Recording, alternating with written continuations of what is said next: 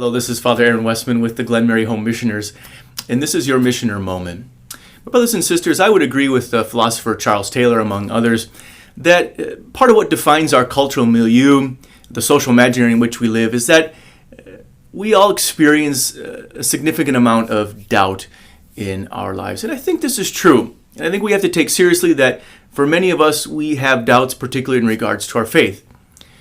But sometimes I think it's the case that what we call doubt is indeed perhaps just a little bit of laziness. Now, before you get defensive, know that I'm in this boat with you all as well. Sometimes I am lazy with my faith. But what does this mean? What does it mean for us to sometimes masquerade something as being doubt when indeed it's fact, well, we're just a little bit lazy from time to time? For instance, I've talked to a number of people who have thought that perhaps God is calling them to a vocation, but they doubt whether this is true. And then when you ask them, well, have you called up a religious community, a vocation director, to talk to that person? Have you visited a diocese and asked what it might mean to discern a vocation to the priesthood? Have you ever sort of had an internship where you've been able to see what it is that a priest does day in and day out? They say, no, I haven't.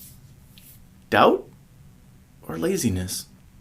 I also talk to folks who say, I just can't be a person of faith. I doubt because I can't reconcile what we know by science with what it is that faith has to say. And then you ask them, have you read any one of the thousands of wonderful books that show that there is a wonderful harmony between faith and reason, between faith and science? They say, well, no, I've not actually read any of those. Doubts or laziness? Sometimes I'll talk to people that say, the Bible is so obscure, I don't get anything from it spiritually. And then you ask them, well, at your parish here, have you ever got involved in a Bible study and listen to other people's experiences of the Bible, listen to the pastor's experience of the Bible? And they say, that's not really for me. Doubt or laziness?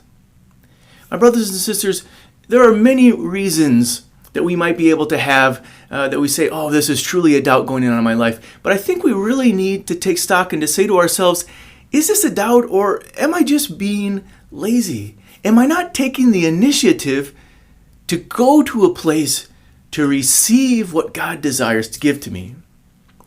We celebrate this week in the feast of the baptism of our Lord Jesus Christ. This feast is not so much for Jesus as it is for those people who follow after him. Now imagine Jesus goes out into the Jordan, he encounters John the Baptist, he receives baptism, but all of these people go out there to see what is going on.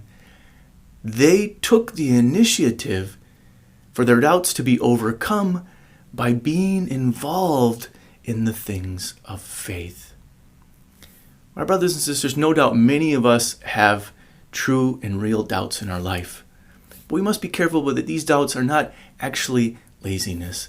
Let us take the initiative to really explore our faith, to learn and see what God has in store for us.